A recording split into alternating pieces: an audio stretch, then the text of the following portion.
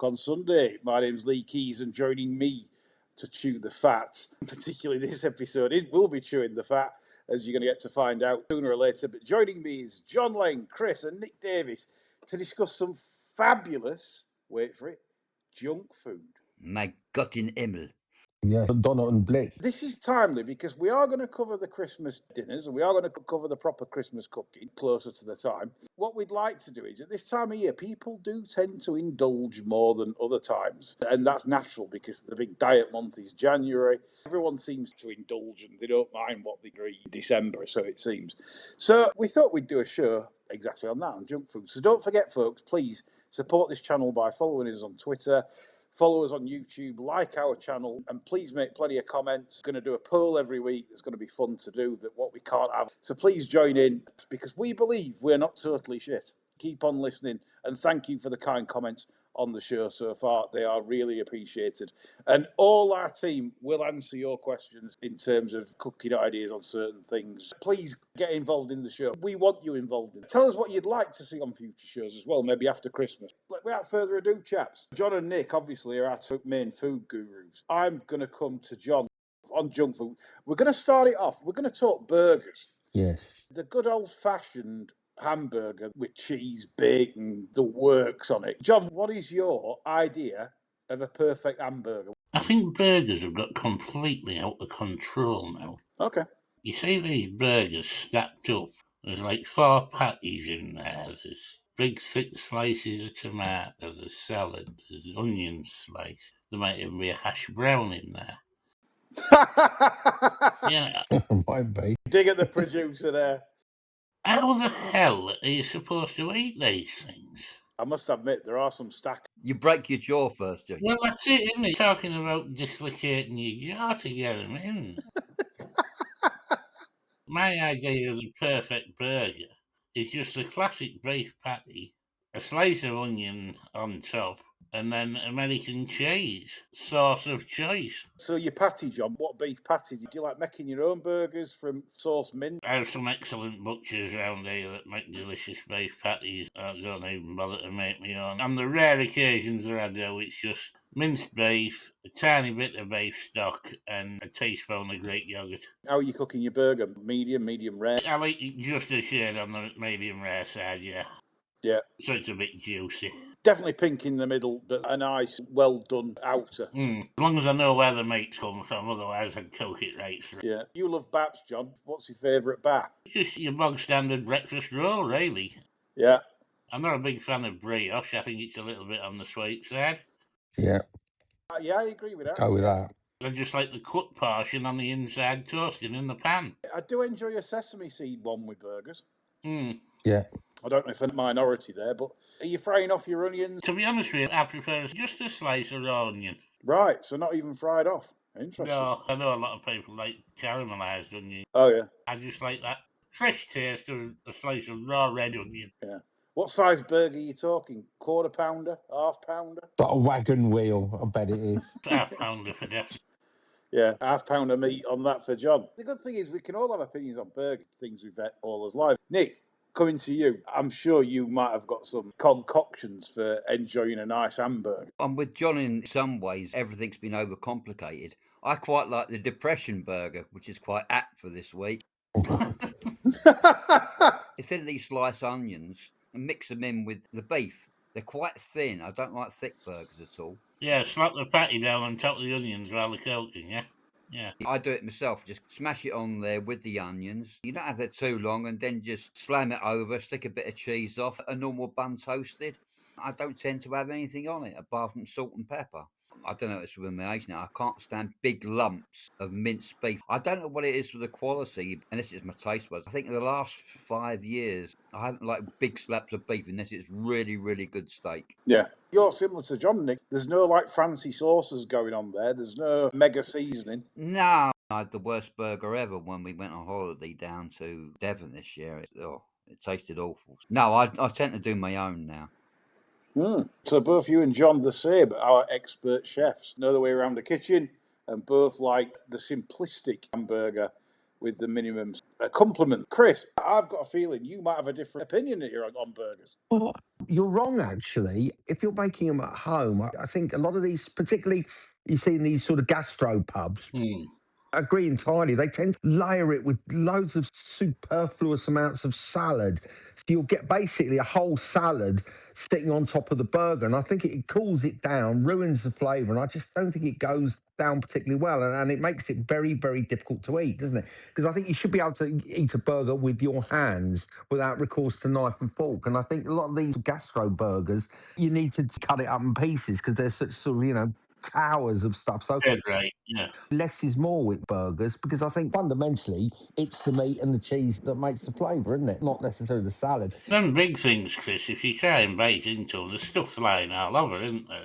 Totally. Can't get my head around these burgers where they use 5 different sauces. Ketchup, burger sauce, mustard, whatever. And it just ruins it. And I think less is more with burgers. If you want the crunch, you just maybe have some red onion or sort of large white onion, but that's about it, I think. I don't think you need much else. How many rolls of Kleenex to clear it up as well afterwards? It falls everywhere. Totally right, yeah. You're not going to masterbate while you're eating it, Nick, surely. Yeah, exactly. Well, it depends how good it is, doesn't it? You might want to knock one out halfway through if it's very good, but degenerate. I don't want to give myself indigestion.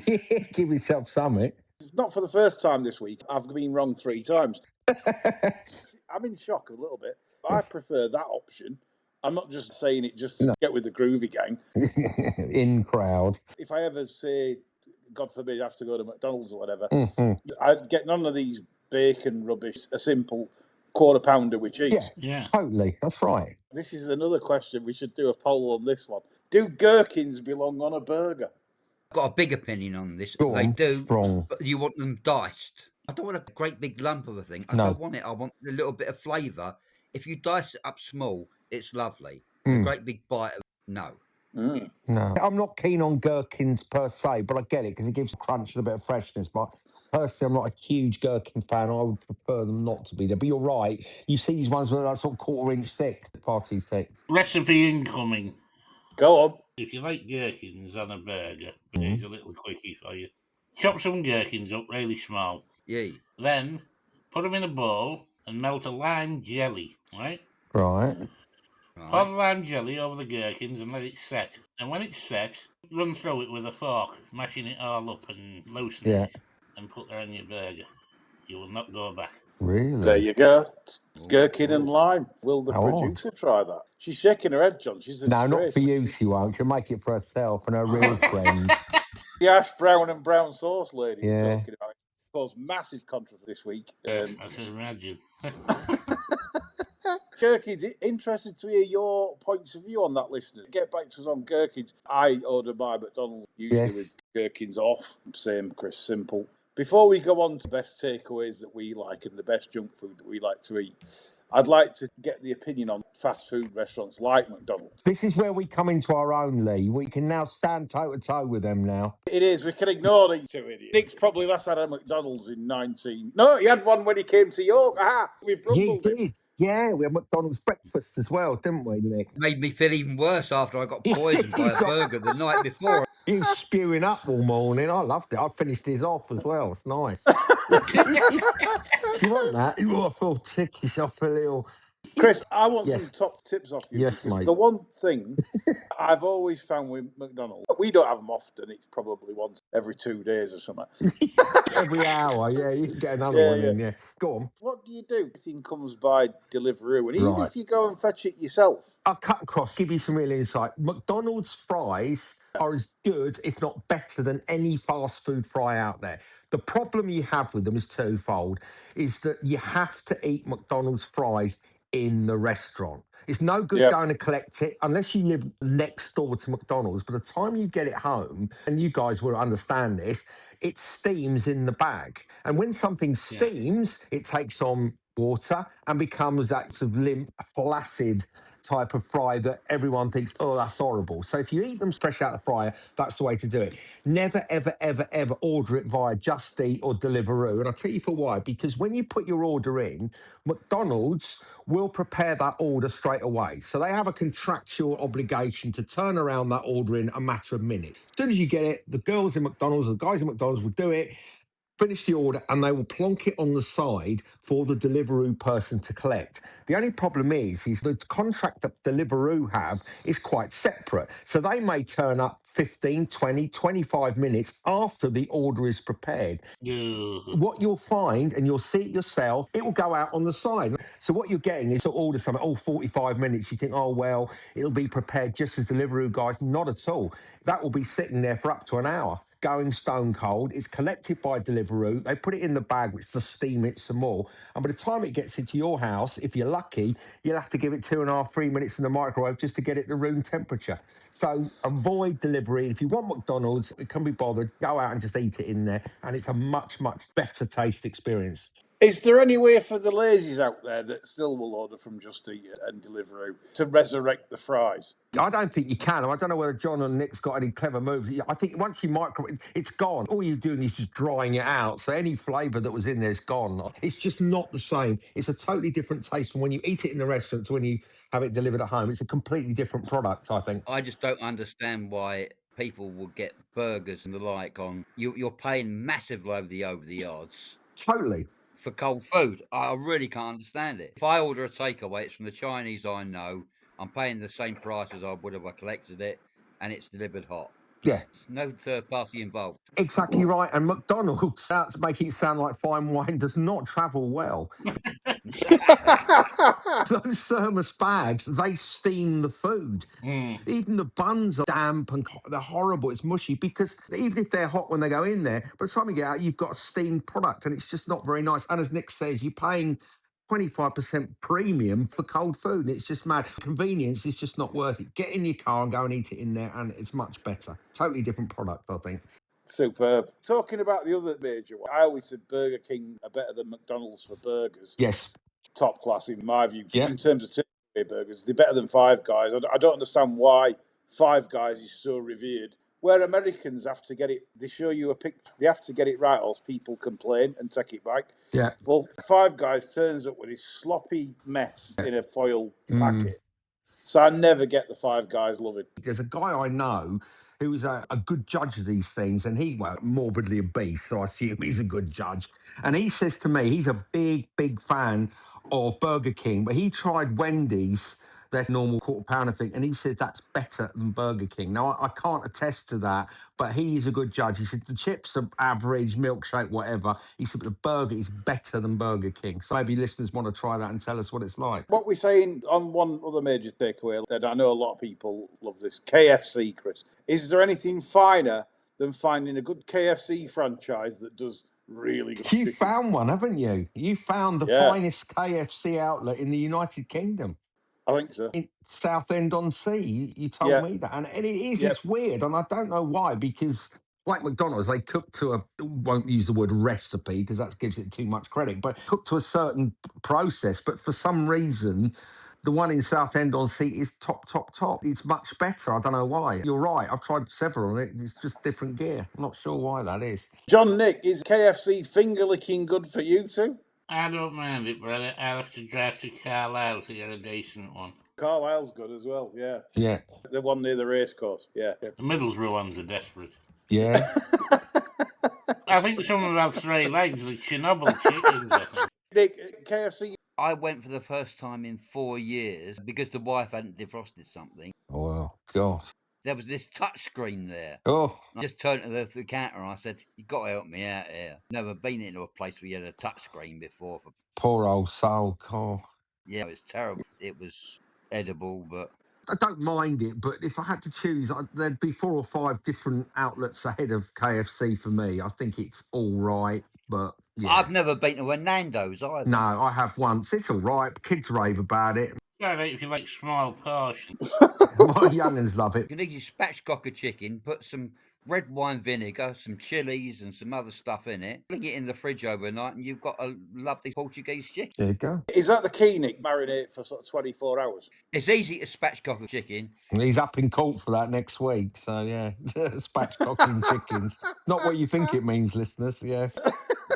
Stick it in overnight. Yeah, that's what he did, yeah. Yeah. Dear God. Oh, We're demonetised straight away. You were talking about lymphatic things, Chris, I weren't you? was, yes, you're right. Quite flaccid. this has got all carry on. Yeah, it has. It's dreadful. That's why we never make any money. That's why. Yeah. Just can't stick to the script. It's a three-line whip. Don't swear. Don't make Yeah. any innuendo. What have we done? 5 minutes in. We just need Sid James Yes. and Atty Jake, make it more authentic. Yeah. Kenneth Williams. And Kenneth Williams, of course, yeah. We live in different times now, but there were lots of homosexual actors and so forth. Captain Peacock, I have my doubts about. Yeah. John Inman. There was a lot of camp actors back then, and you usually had to try and guess because they'd never come out and admit it, which is a bit sad, really. But this is a sign of the times now that that's no problem. No. Probably get more listens and views. Well, it was like Round the Horn. That was the first one, wasn't it? With Kenneth Williams in it and Sandy and whatever the other character was. To hit it, we're using kind of Polari, which is gay and sort of Theatreland backslang, which was quite interesting. If you listen to that, it's quite clever how they hide the innuendo. It's very smart. Right, so we've done the big franchises. So I want to come on to the next stage, really, in the show where I'd like to get your go-to junk food, either that you cook or you like ordering in.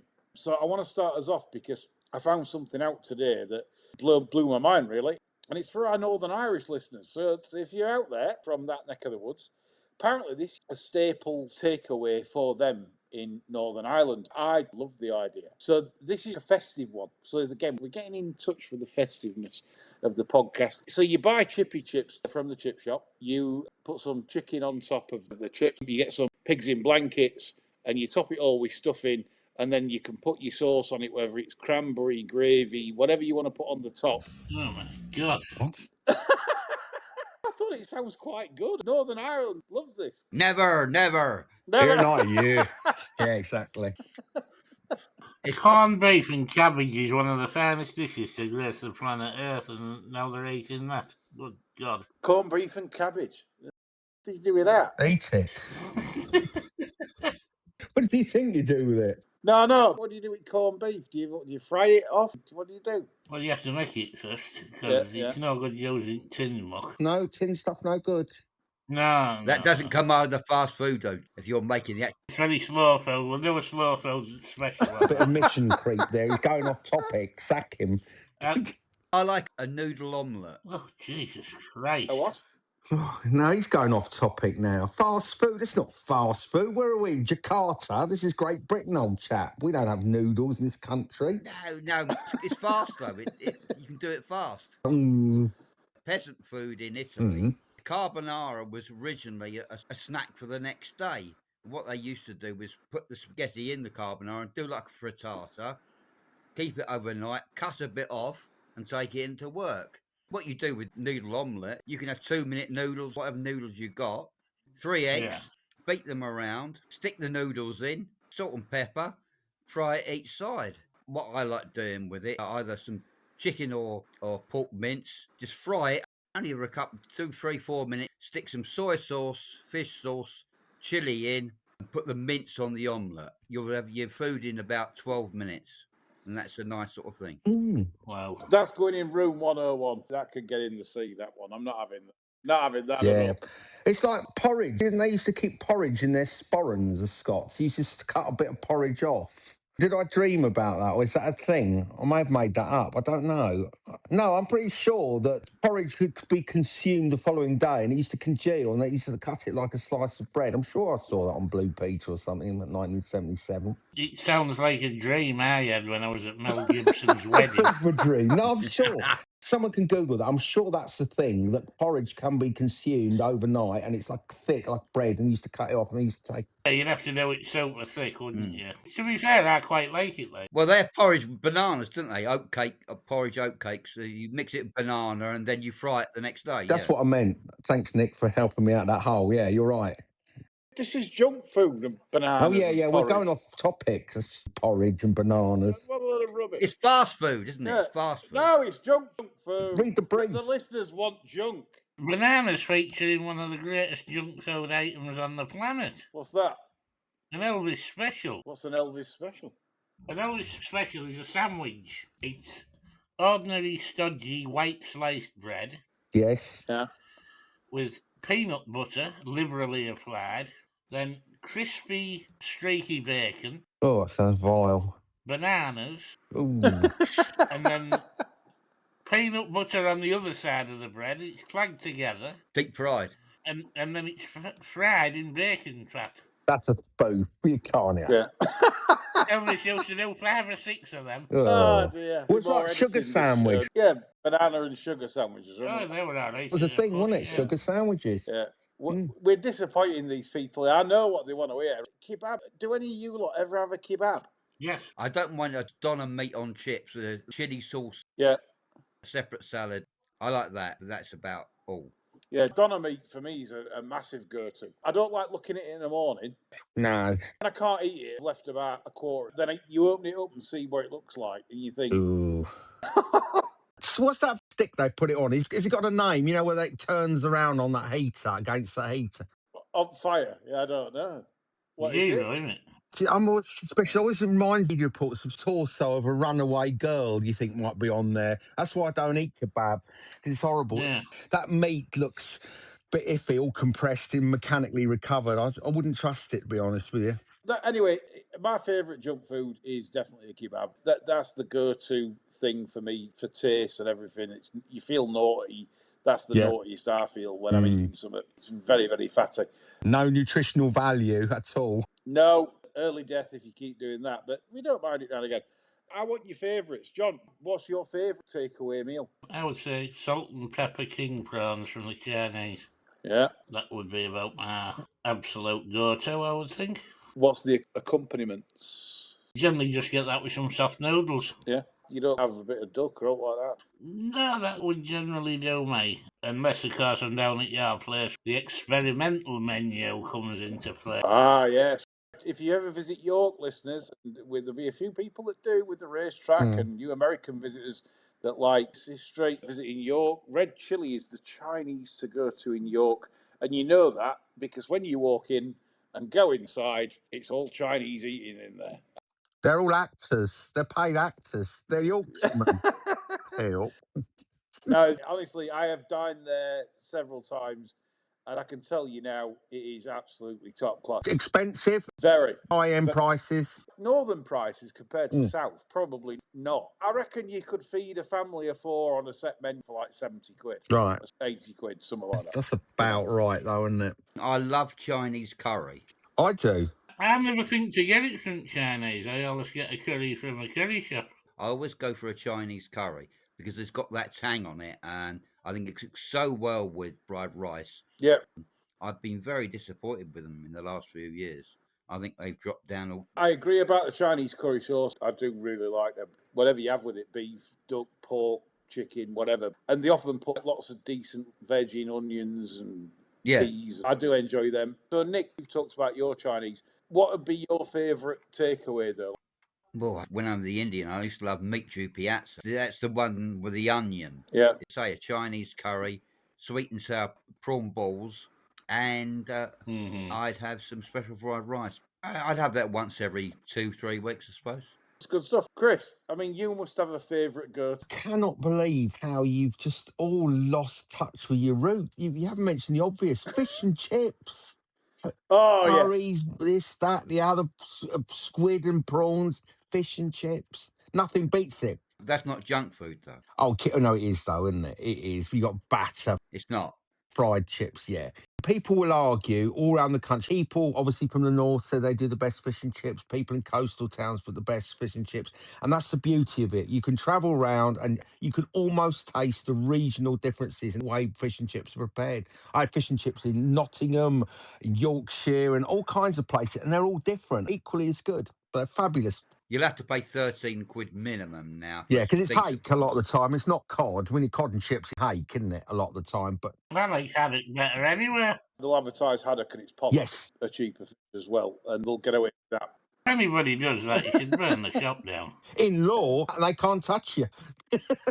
John's not one for stern letters, are you, John? Absolutely not, no. With pollock and haddock, there is a distinctive difference, and I can tell. I get disappointed, and then they're off the list if they do that. Plenty of bad ones out. There are more bad fish and chip shops than good ones. Count on the fingers of a amount of really good fish and chips, but it is worth patronising. If you can find a good place that does it properly, keep those people going, because without your patronage, they'll die. And a lot of it's rubbish now. I'd say in North Yorkshire, we've probably got most of the best chippies in the UK. You have. I'm not saying the No. best, but probably most. They're fabulous. Everyone goes to the East Coast for the fish and chips. There's lots on the YouTube videos where they're reviewing them, Gary Eats and the ilk. And better ones. And you're right, Chris. The good old fish and chips is the things that other countries can't do as well as us. And No. I don't know if it's changed, but about 13, 14 years ago, me and the producer went to Australia and we had fish and chips in Manly, which is near Sydney, which is on the coast, so you'd expect good fish because that's where they catch it and everything else. It wasn't our fish and chips. It wasn't as good. I don't know whether it's the oil or what they do, or it's just not. It's not our. Yeah, it's a quintessentially English taste, isn't it? I know what you mean, because I had fish and chips in many other countries around the world, and British recipe, it's almost there, but it's just not quite right. And I can't put my finger on why not. Good old-fashioned chippy's really good ones to have in a while. The old Friday chippy teas. We used to say Friday chippy teas because used to be Now, cheap. it's not now at all. It's dear. An arm and a leg, 30 quid for two. Yeah. If you want fish, chips, peas, and a curry sauce or something, if it's a decent fish and chip restaurant, it's going to be 30 quid. I have to really fancy fish and chips. As a result, I only have them about 3 times a year. But when I do, I absolutely demolish them. I think that's the right way to do it because, again, a bit like kebab, when I eat fish and chip, I feel guilty after I've eaten them because there'll be beef dripping. Very rich it can be. Yeah, I'm not saying you can feel it on your taste buds, but you half then wish you've not had it. Or got a smaller portion, because you go in there, large, I'm large, and you think, Christ, I could have done with a small there. It's true. I have a large portion, and then that's me and the wife, a bit between two. That's probably it's best way. So I think that was an half decent show in the end. Let us know what your go-to takeaways are. I bet there's some real cracking ideas out there that we've not heard of. Bet. And we mentioned the Northern Ireland one. The panel here have shot it down like a Japanese plane at Pearl Harbor. Unfortunately, it didn't carry weight with the panel. But does it carry weight with you? What about you, Northern Ireland punters? Are you into the old Christmas chippy tea? Even Northern Ireland won't like that. No. But look, we hope you enjoyed that. Please stay in touch with the channel via social media platforms, YouTube, Twitter, etc., because it's important for our channel to grow and provide you with free content, which we will do because we're enjoying it and it's good for our mental health and we hope it's good for yours. So don't forget, we've got Christmas dinner shows coming up soon and lots of ideas over Christmas on certain things. But get in touch if you want to see something different on the show. What do you want to see? We're not getting naked and we're not going on cam. In 5 episodes, it'll be porn, won't it? That's how everything This food stuff's well boring, run out of ideas. But porn we could do for 3 or 4 years without repeating ourselves. Absolutely. We hope you enjoyed some ideas there. Start having a few naked burgers with less stuff on it and less of the old lettuce, tomatoes, burger sauces, tomato sauce, mustard, bacon, all this rubbish stacked on it, and do it like John and Nick like it. Just try it. You might just like it a bit better. That's all from us. Bye for now.